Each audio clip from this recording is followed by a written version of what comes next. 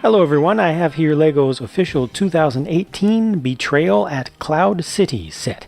Now this is not marketed as an Ultimate Collector's Series set, in spite of its very large size and its high price.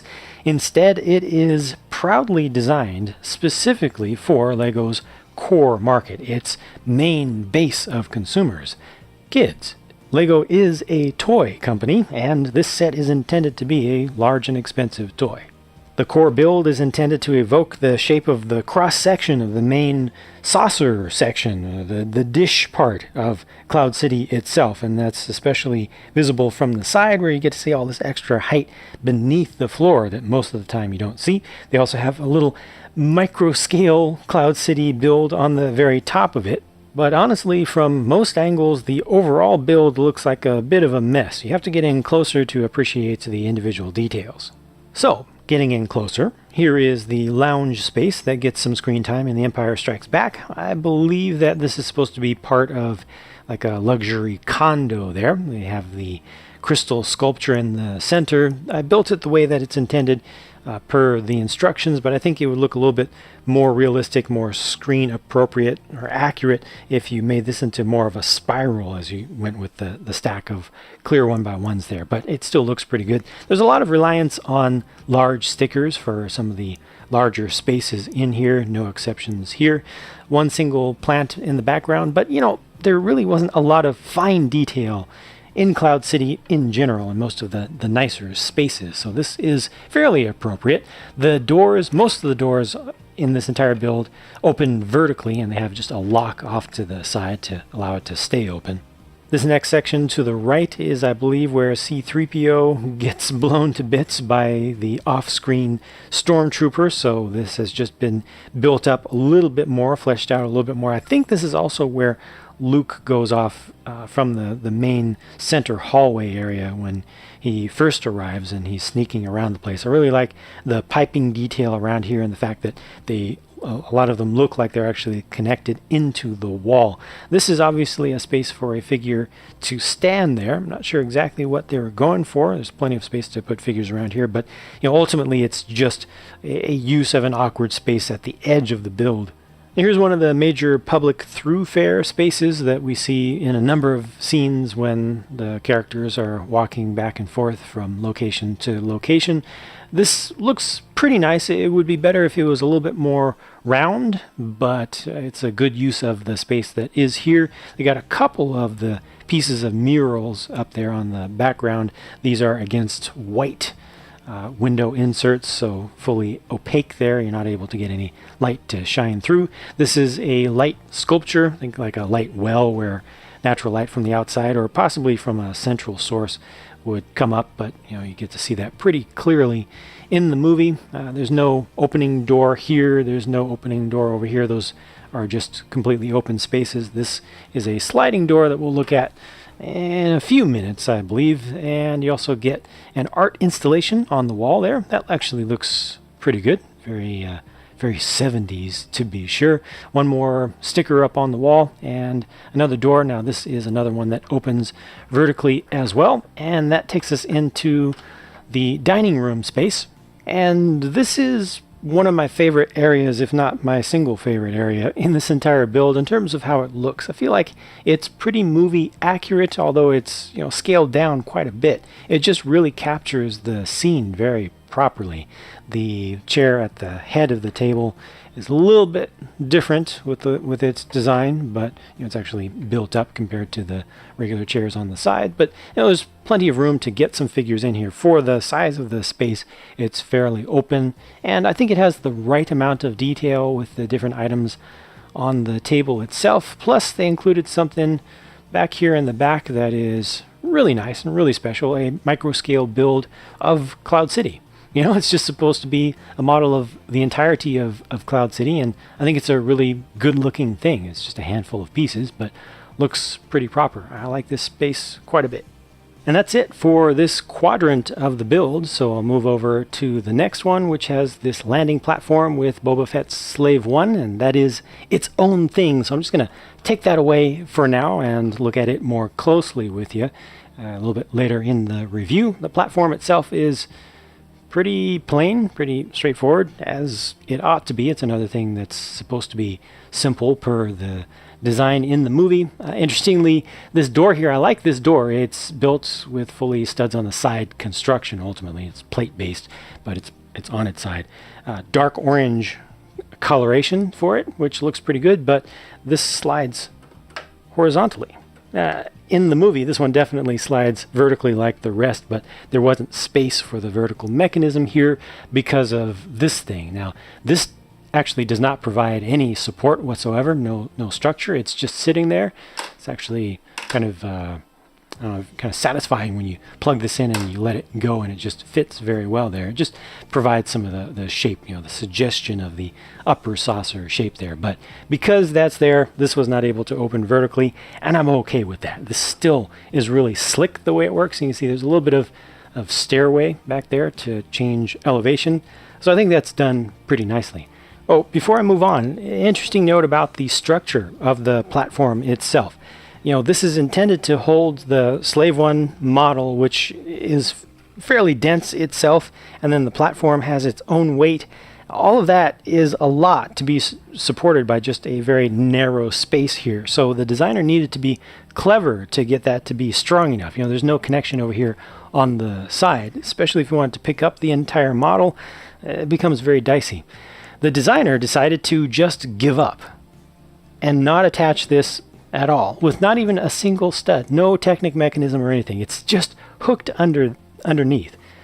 It's a clever answer to a difficult problem. So if you want to move this around, just remove the platform. There's one other section that you can remove. I'll show you in a little bit, but yeah, it just means that what is all part of one structure has nothing major hanging off the edges of it. All of this structure underneath here is held together very well, so you can pick this up safely from underneath and not worry about stuff that's hanging off the edge that is going to want to bend or break.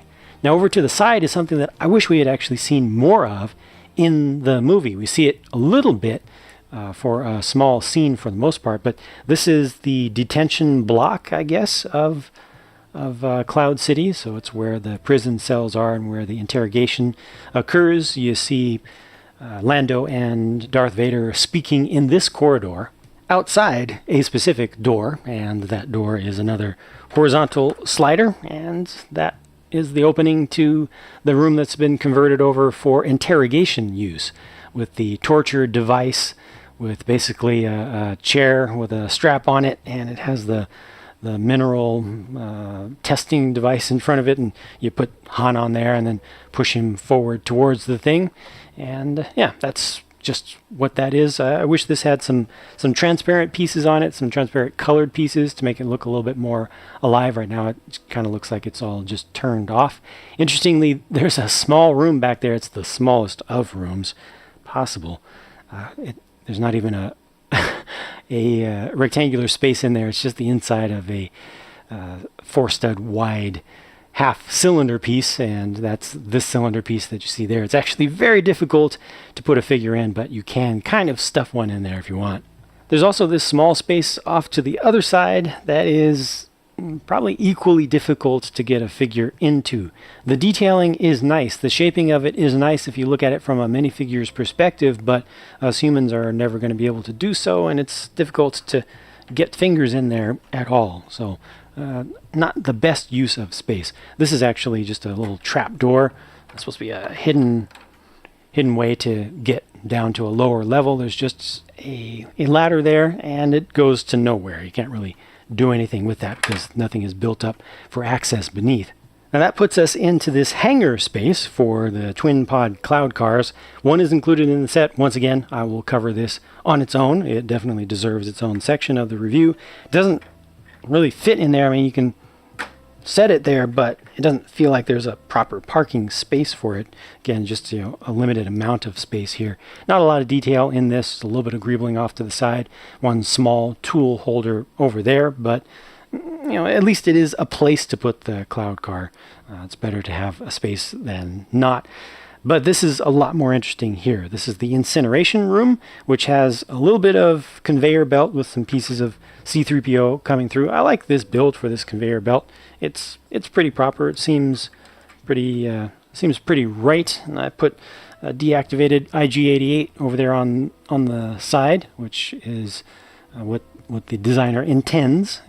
Specifically made the space for it. You can pull up the top of this. It has lights underneath of it to show the glow. I think this is supposed to come up a little bit closer, if not all the way up to the incinerator itself, to the entrance there with the trans orange colored brick inside. But this does allow you to have a little bit more space to move figures around. This is another horizontal sliding door. This one looks pretty good from the other side.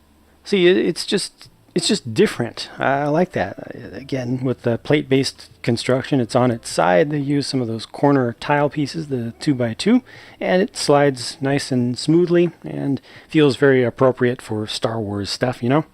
And that finishes up this quadrant, leaving us with just one more, with the carbon freezing chamber section and also the setting for the end of the duel between Luke and Darth Vader. Now, the carbon freezing chamber area looks really nice around the top of the platform. They also have a stairway going up to it, and you know, the use of the transparent neon reddish orange or orangish red color really stands out as opposed to using just regular transparent orange. I think maybe transparent orange is a closer hue match, but this just has that brightness that makes it look like it's glowing. It was the right choice, and I think that this whole entire platform here looks good, although what's on the side of it doesn't look so good. There's a lot of Technic stuff there, and I don't know, it's not really great to look at. However, that is all there because of a good mechanism. They always have to have something to swap between, you know, Han Solo himself being prepared to be lowered into the place and the completed carbonite block with him in it. And there's this little thing over here that you just pull to do that transformation, and you see the carbonite block just comes up with him. It's just swapping between these two, and if you do it quickly, it's kind of magical. It works. It definitely does the trick, and it's pretty smooth. It's pretty consistent. You do have to be careful to build this properly, not have anything too tightly connected together, but that's just the case with all Technic mechanisms. But yeah, this is a pretty good solution. It does the trick, and I think it's right for a play set to have that focus on it as opposed to trying to make it look a little bit nicer. Now, this is another area that can be removed completely because, again, it's something that's kind of hanging off the side and it has some weight to it. So this, again, is not attached to the main build. This one uses a couple of these soft serve pieces in just the silver color, and they just hook underneath, just a different way of doing that. But this lets you see this from the side a little bit better. Maybe you can see the mechanism, how that works with a couple of arms that are just allowing this to slide on these axles. So these tall axles are almost freestanding there. They're only attached from the base, and they're used to guide the gray Technic connectors with the pin hole up and down. So they just go straight up and down. You know, it's kind of like legs. You know, they're just pressing straight up. And it just works. I think that turned out pretty nicely. And I think this is supposed to be like a fire extinguisher, or maybe a carbonite freeze extinguisher. Maybe this actually has some warm stuff in it. I'm not sure exactly how that works, but you know, not your usual red color.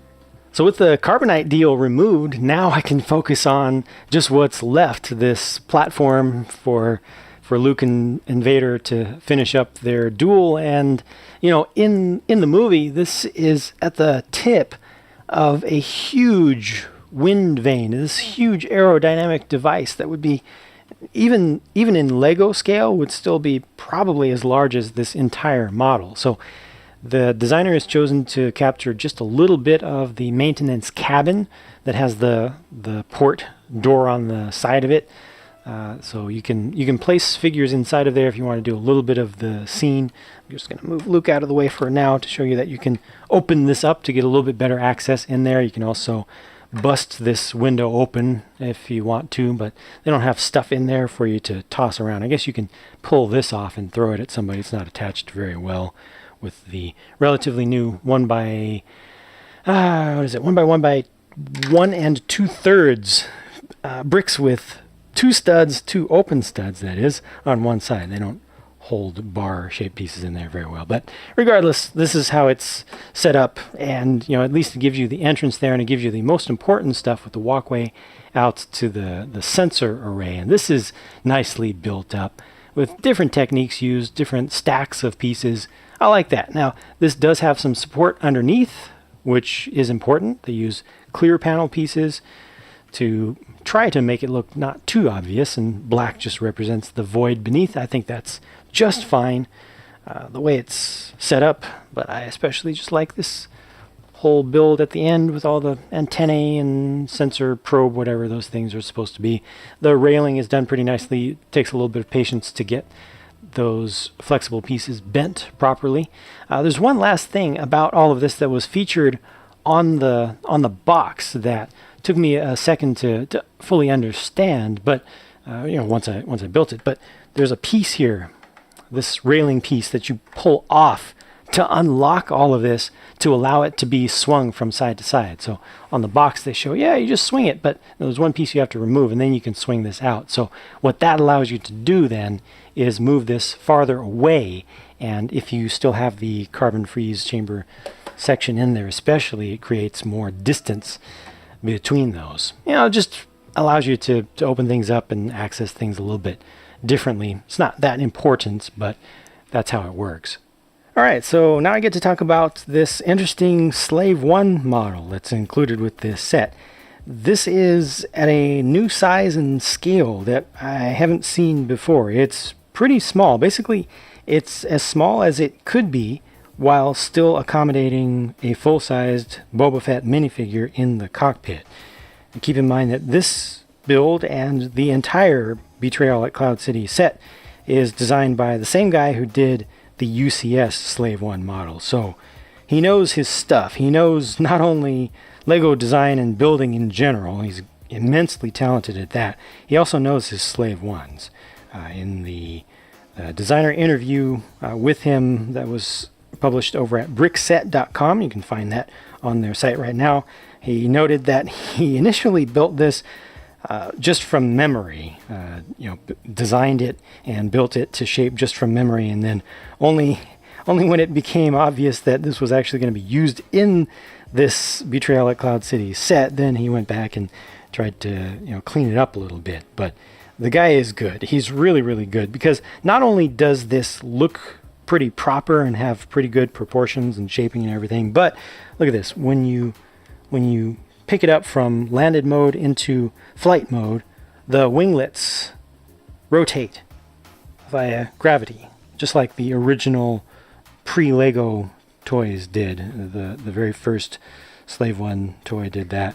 And that's fantastic to have that in such a small model. He's got a couple of stud shooters, one on either side there. You can't rotate these cannons down at the base, unfortunately, but this is definitely very swooshable. This leaves Boba Fett in the wrong location for flight, but you can just take him out and place him there. Now that is much more correct. So even that was considered, and I mean, there's clearly not enough space back here to put Han Solo in a carbonite block. This is a 4-stud wide thing, and you need structure back there, and there's even a spot to put Boba Fett's weapon when he's not using it. However, this does accommodate the carbonite block regardless, just underneath. So this space was left open, and there he fits. I guess a more appropriate way to place him in would be upside down, or I guess right side up when the whole thing is properly right side up. But either way, it fits in there, and that's really nice. And this doesn't look half bad from the back. I guess it doesn't look so great with him in it, but for all the things that are included here, for the size of it, I think it's a really, really good design, masterfully executed in my opinion. Honestly, I may be even more impressed by the build of this twin pod cloud car though. even if it's smaller and might not be as interesting to look at, still getting 2 minifigures to fit into this thing with those pods themselves being so small. That's quite a trick, quite an accomplishment, especially using all standard, allowed legal techniques from Lego and designing something that's easy to build, that's easy enough to build from instructions without having to use any weird techniques that require more advanced understanding or anything. I mean, you just follow the instructions, everything snaps together, and the figures fit in there. This is really, really good stuff, leaving just the right amounts of space to accommodate the arms on the sides there and everything, different types of techniques to fit things together. This is really, really good, in my opinion, just builder to builder. I've tried to do things that are approaching this kind of direction, and it is not easy at all, especially at such small sizes. Now, this is very swishable itself. It's very sturdy, and it has a couple of stud shooters built into it. Underneath, it is red. Yes, it should not be red. It should be something closer to dark orange or earth orange. No, dark orange from Lego's palette, but Lego just hasn't made all of these pieces in dark orange. So the designer brought in a little bit of orange to try to give some hints of that. I think that red is a much better choice than regular orange. I think most of this stuff exists in regular orange, but that would have been much too bright of a color, and this is the next closest thing. Now, in a lot of scenes in The Empire Strikes Back, whether you're looking at the original version or you're looking at the special edition version, or you're looking at the remastered special edition version on Blu-ray, you see these with a lot of orange light, with the sunset kind of lighting, which makes them look more orange than they actually are painted. They are orange, but they're a very reddish orange. So a lot of people always debate the colors, but this came out red, and I think it's the right decision given what was possible without being able to recolor all these pieces into Lego's dark orange. This is good stuff.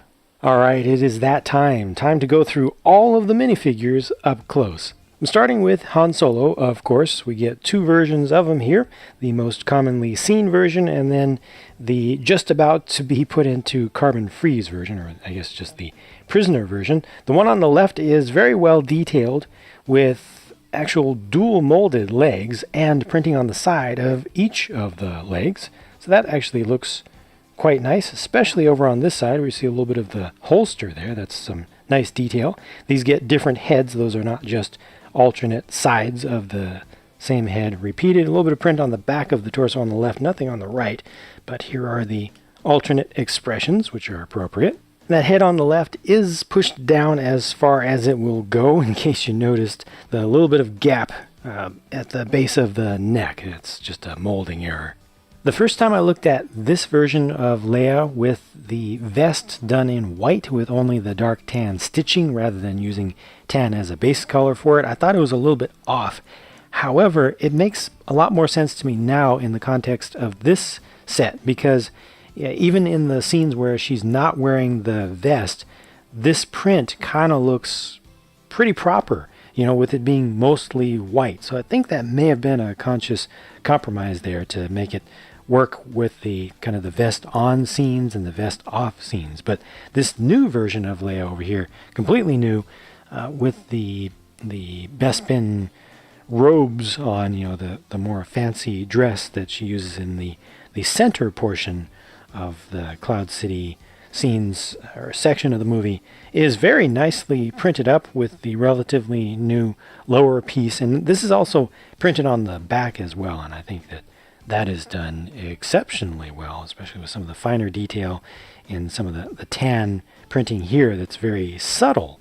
It just adds a little bit of depth, and I think it's very nice. However, I think that the choice of hair here is not right. They should have probably just used the Last Jedi, what was it? I think the training version of Rey had a hairstyle that pretty much matched what Leia wore, or how Leia wore her hair while wearing these garments. So I think that would have been a better choice rather than just using two of the exact same thing. And these two faces, or excuse me, the two heads are the same. They're just swapped around. The new Lando looks great to me, and I think this is going to be one of the more collectible figures to come out of this set. The cape is printed with a nice pattern on it on the inside, and then it also has the appropriate blue color on the outside. And this isn't a really bright color of blue. I think a little bit of the base color underneath shows through, but I think that works. It has just a little bit of satin effect to it as well, just a little bit of sheen. It's really nice, even if it's not entirely intentional, all of the more subtle details of it. And you also get two different faces. This one looks a lot like the classic one, the first original Lando figure from Lego, but then you get this alternate face as well. And there's a good amount of printing on the back of the torso. My C-3PO that I got in this set is showing more of the sometimes awkward transition that Lego is making from an older pearl gold color to a newer one. So the legs here, the hand, and the body are all in the older color, the color that we've seen for the longest time now. But then just this arm and the head are in the newer version, which is slightly more yellowish. It's less reddish, less orangish, and has just a little bit more metallic flake in it. I think a finer metallic flake. It's a little bit more consistent. I think it looks a little bit more like actual gold. Personally, I like the newer color, but if you notice it, it can be rather awkward to see. If you look at this side, you can see that this arm is actually in the older color. So here everything matches up. Here everything doesn't, with the two different colors of gold there. It's a subtle thing. Some people won't even notice it at all, but if you do notice it, it may bother you. Another thing about C-3PO here, I've seen a lot of fans suggesting that C-3PO should have a dual molded right leg with silver for the lower part of it. And for the longest time, I've not really agreed with that so much. I don't feel like I haven't felt it's necessary, because this level of detail for these modern C-3POs is already so good. However, more and more I'm agreeing with fans who are calling for that, because it would look much better. I think it would be much more realistic, and most importantly, Lego has shown that they're more than capable of doing it. They can do just a dual molded single leg, and I think I have to agree now that that would be a good step forward. I think that should be the next evolution forward in protocol droids for Lego. They've made a lot of positive strides. And then just the R2, again, as usual for me, gets a slightly wonky head print. You can see it's lower at this corner back here and highest at this corner here, but other than that, at least it's fairly crisp. Chewbacca has been pretty consistent since they switched over to the dark brown color and the newer mold, or second generation, I guess, mold for the head and body. He comes with the bowcaster that can actually fire off a stud. I still think those look pretty good and they scale pretty well. And then we call this version of Luke Bespin Luke, thanks to the Canner Action figures, but it's more like a Dagobah Luke. I mean, you can call it either one, but this looks pretty appropriate to me, and I'm glad that the hilt of the lightsaber is back to good quality. For a while, Lego was slipping on that. I got a bunch of ones in different sets over the past year that did not have good painting, so there was like speckles you could see. It just wasn't complete, but this one's nice and clean, and the design of the figure is pretty good all the way around. Has some good printing on the back of it. Sorry, I wasn't able to quite turn that around. It is a little bit awkward to have the dark tan colored hair and the dark tan colored body, but you do get this alternate face, which is appropriate for the end of the duel.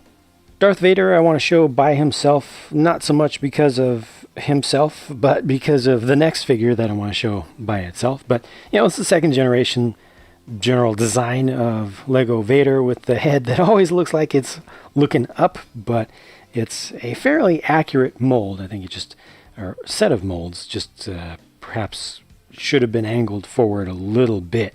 There's no print on the back of that torso, but this is the dual piece helmet, so you get some battle damage on the back there. White as the base color. I'm not sure about that myself. Kind of prefer either the gray or the the tan. I don't know. That's just personal preference. But this is a little bit more of a late Return of the Jedi version of him with the slight smile, where he's kind of turning back to the light side. Well, this is the guy that I really wanted to isolate, Boba Fett, of course, and this is a highly detailed, strong collector version of Boba Fett with the good printing on the arm there. That's actually a double layer print with the transparent orange over silver, a little bit of silver underneath, showing a little bit of battle damage. I mean, this is just a fantastic looking Boba Fett. All the print here is good on the helmet.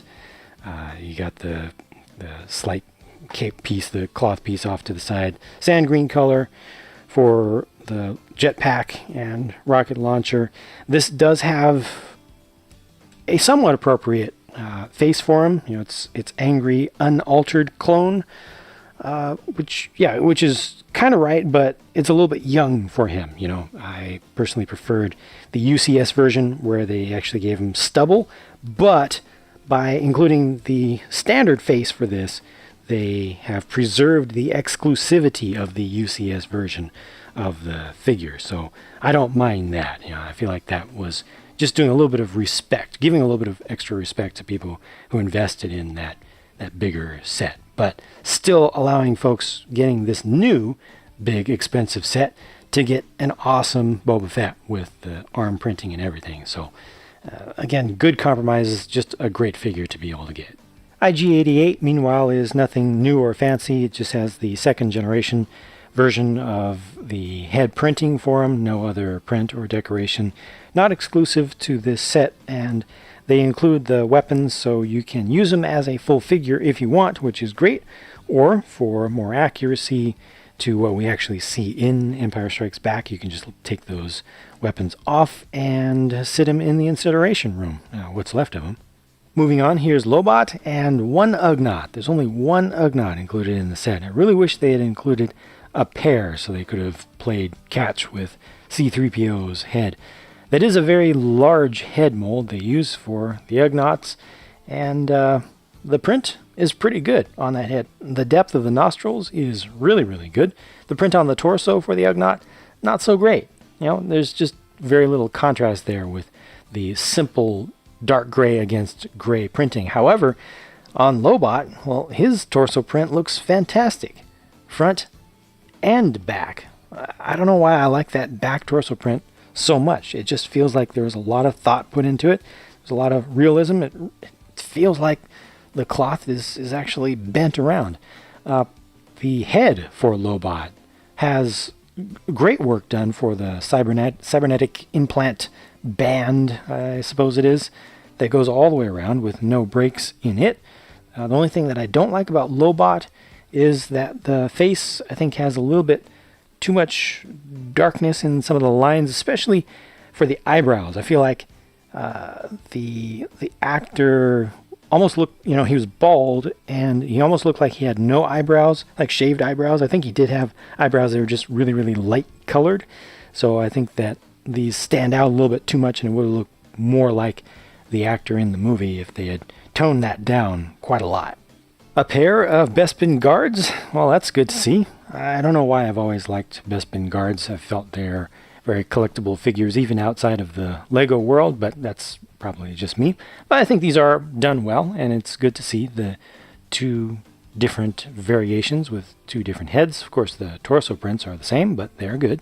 The Cloud Car pilots are identical. They just have double-sided heads, and I've rotated one of them around 180 degrees so you can see the two different variations there. I think that the torso prints for these are also very, very good. Really well done. Nice fine detailing, a nice sensibility of how fabric works, and a nice amount of depth there. I appreciate their silver-colored pistols. These are just reprints and recolors of helmets that we've gotten before, and I didn't realize that they're the same from Rogue One. Didn't realize that inspiration there, but works out perfectly. The prints on the backs of the torsos are also very good, and again, the same heads, they're just swapped. Lastly, two generic, literally can't shoot straight to save their own lives, stormtroopers. these look perfectly fine. I don't think there's anything new to be seen here, but at least there's a pair and not just one of them. Prints on the backs of the torsos look pretty good, and my only disappointment is the usual one. They both use the angry clone face, or in this case, it's the Boba Fett face. Technically, it's the Jango Fett face, but, actually including these in a set that has an unmodified original clone just kind of highlights the issue that I personally always have with these, the fact that they represent a specific face, of which there should only be one left in the universe by this time. Okay, here we go. It's time for the summary of my thoughts about this and my overall subjective impressions of it. Don't jump to conclusions when you start to hear me talk, because I have a bunch of stuff to say, and if you jump to conclusions, you're not going to really hear what I'm actually saying. This is a set designed for kids to play with, and as a result, it makes a lot of older fans, teens and adults, very, very unhappy. Very, very hateful, because it's not designed specifically for teens and adults. It's not designed for collectors. It's not designed to look great from a distance behind a glass case. And to people who hate the fact that it's not designed to be displayed behind a glass case, I have to say, tough. Lego is a toy company, first and foremost. They must make toys for kids. Now, how many kids have $350 US to buy this? Not a lot. How many parents have $350 to buy something like this? I can tell you right now, enough to justify this set's existence. As a play set, this is okay. Honestly, it's not nearly as good of a play set as I hoped it would be. My favorite things are the vehicles, ironically. This is very nice. This is fine for what it is. The edge things are fine. This is fine. This works pretty well. That interior space doesn't work out very well. It's just very difficult to get in there and actually play with it. The platform kind of needs to exist for you to have a place to put, the Slave One. I guess they could have left that out, used those parts for other things, and just made you imagine that there's a platform there. This platform back here is kind of useless. A lot of pieces went into building the structure of this, stuff that you don't see in any of these pictures. I mean, this has a pretty thick core, and then it has the structure beneath, which is another 3 bricks of height. And you don't get to really use any of that stuff. However, it is important for the structural strength of the model. I mean, hopefully, I'm not going to break the thing apart right now, but I just knocked a few loose things off the side. But I mean, I can just pick up the whole thing and just move it around. I'm dropping pieces of C-3PO that were on the conveyor belt, that's all. But this has good structural strength, which is important. Kids need to be able to move something, especially that big. But I personally don't feel like there's $350 worth of play stuff here in this set. That's my opinion. It doesn't, for what it is. So ignoring the desire of many people for everything to be a collector's set to look absolutely beautiful behind a glass case, thinking of this as a toy, I don't think it's a very good investment as a toy. I feel like a kid would be much better served getting $350 worth of other sets. They would get a lot more play value out of it. They would get a lot more enjoyment out of it. They would get a lot more value in general. And ultimately, this is a really, really big thing. You can't just put it up on a shelf. You can't put the pieces of it up on a shelf when you're done playing with it for a time. It takes up a huge space, even a larger space than the Death Star in terms of its width. And it's a little bit awkward with the unusual shapes. And this part comes off, and then this part comes off. It's just not a very easy thing to live with as a play set, unless you really have a lot of space to store it and to play with it. So ultimately, I personally think that the designer of this set was given an impossible task. Absolutely impossible. He had a budget, and he had the requirement to make it a toy, to make it, have lots of play features and or playable features, playable spaces, and have a good level of accuracy to the source material, which is stuff that honestly most kids who will get this don't even care about that much in terms of the accuracy of like the dining room here. I mean, most of that is not that much of usable space in terms of role playing what actually happened. I think that most kids these days who have watched 1980s Empire Strikes Back will remember the shooting scene. We'll remember Vader putting his hand out, and then that's just it. Then what do you do? What do you do with the rest of the space? You don't really play with it that much. There aren't that many things that you can do within the context of what's canonical. So you have to add your own imagination. How much play are you going to do with a dining room? Well, you can go there and you can go eat. But see, it's just one example to me of something that's done very nicely, but that doesn't give all that great value. This space in here is not that usable because you have to open it up to be able to put any figures in there at all. And then you can pose them, and that's about the end of it. This is a good use of space here in terms of play. This is fine use of space. This is very good use of space, as is this. I mean, you can place figures around there. You can use your imagination, come up with things, and you have the figures talking to each other and whatnot. Surprisingly, this little stuff is better for play, for imaginative play, than some of the bigger, more nicely done areas of this. So in all, I, again, really feel like the designer was given an impossible task. This could not have been done nicely. This could not have been done right. There is no right answer to this problem. And so I give full respect and full marks to the designer for his talent, for his obvious skill, for making something that is strong. Everything goes together well. It's easy enough to build. It's huge. There's a lot of work that went into this. The vehicles are great. The minifig selection, I think, is very good. But on the whole, this is a pretty forgettable set, in my opinion. I personally just don't see it being very good for much of anyone. Not for collectors, certainly, except when it comes to the minifig selection, but just buy those off eBay or Bricklink. And not even for the kids that this is made for. Certainly not for the price. So those are my thoughts. I'm sticking to them.